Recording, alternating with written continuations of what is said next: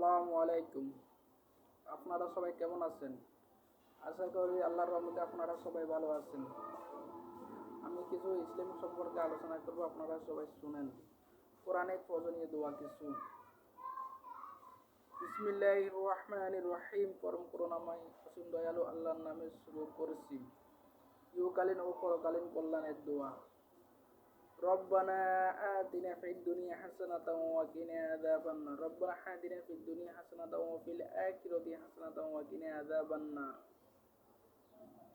অর্থাৎ এই আমাদের রব, আপনি আমাকে ইহকালীন যাবতীয় সুখ শান্তি ও পরকালীন যাবতীয় সুখ শান্তি প্রদান করুন, আর দোজখের আগুন থেকে আমাকে রক্ষা করুন।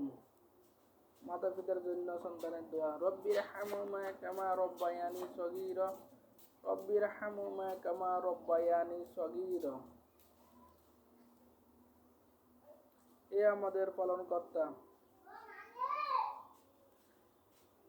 হে আমার প্রতিপালক, আমার মাতা পিতার প্রতি আপনি সেইভাবে সদয় হন, তারা শৈশবে আমাকে যেমন স্নেহ মমতা দিয়ে লালন পালন করেছেন।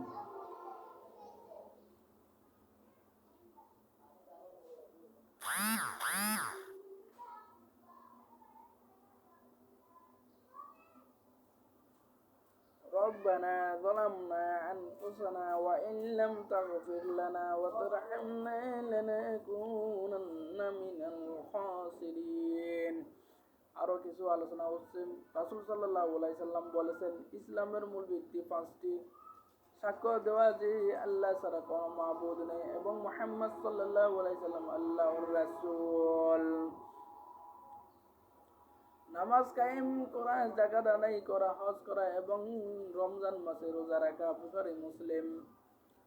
তোমাদের প্রত্যেকের উচিত এক টুকরা খেজুর সাদকা দিয়ে হলেও আগুন জাহান্নামের হতে আত্মরক্ষা করা, না পারলে উত্তম কথা দিয়ে হলেও।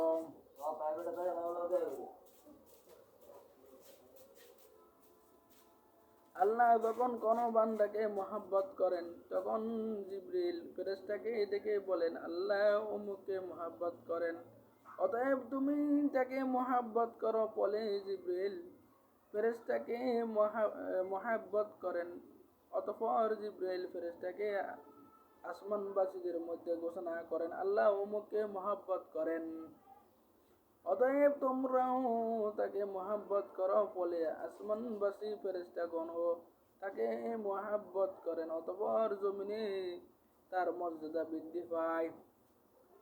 আজকে পর্যন্ত আলোচনা। আপনারা সবাই আমার চ্যানেলটা সাবস্ক্রাইব করবেন আর অল টাইম সাপোর্ট দিয়ে পাশে থাকবেন। ধন্যবাদ সবাইকে।